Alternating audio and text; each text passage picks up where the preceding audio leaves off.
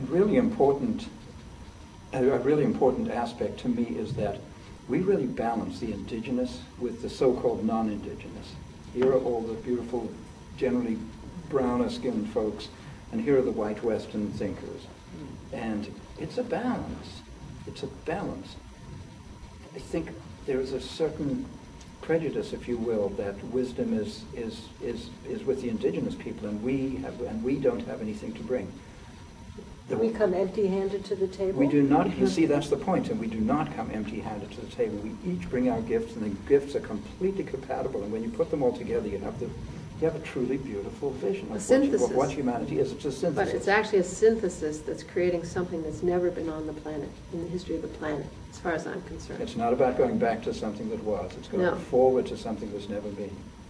Yeah, and actually, Wallace Black Elk once said, "Man has doubted the Creator since the beginning, and that doubt has plagued him." And that's what told me that what's coming on the planet that's never been here before is trust. Because we have never trusted. Trust is the end of doubt. We've never trusted. The end of doubt is and trust. The opening into unconditional acceptance and love. And knowing that life is endless change and being okay with that.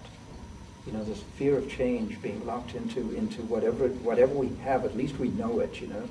It's like the devil we know. Being trusting enough to just let it go and know that whatever comes is probably going to be the most wonderful thing that's ever happened, just because that's the nature of the universe. It loves us. How about that? It loves us. Now think about what Newton and those guys, you know, the universe that we inherited, that we were taught about in high school and college, was sort of like a mechanical, lifeless bunch of spheres bouncing around in space. A Lego set. A Lego set, or a billiard ball universe that's or clockwork that's completely lacking in consciousness. And how on earth could it be loving? And yet we're learning that everything is energy, and the highest energy is love with a capital L. I would venture to interject here that everyone who has ever taken even one yoga class and experienced what it's like to go from being tense, which is all that fear locked into the physical body, to the complete relaxation of what we call the corpse pose, right, will relate to this.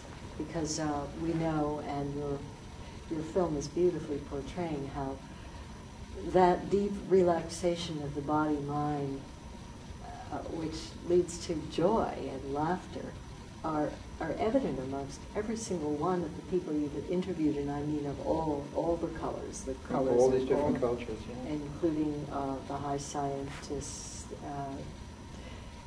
Ralph Abraham,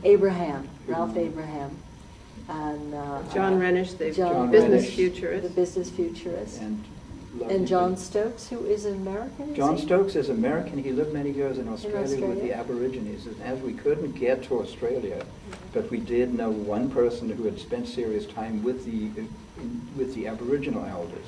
Yeah. So we asked him what message would they bring to this film. So we intend to get to the Australians themselves at a later date. So I'm going to digress a little bit here, back to how people experience our culture right now, which for most people is not that happy a place. And given that when you find yourself unhappy, you can keep on being unhappy. We have the choice, or you can, as you say, raise your vibration, raise your frequency, and choose to step into a place of happiness. This was leading me to asking you to address the most practical nuts and bolts of how is this going to happen? For most people, everyone is different, but how is this going to happen? This shifting from a fear-based, tightened, contracted way of being in the world to the future which lies open before us, as I understand this film. It lies open before us. It's only waiting for us to step into it. And all the animals are waiting for us too.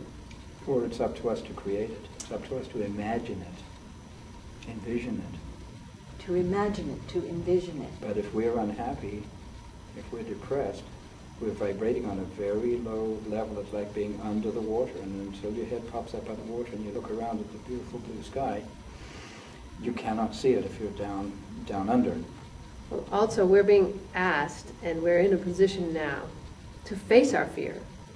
Face our fear. Face our fear. Like Tibetans with the gargoyles, facing and depicting the fear.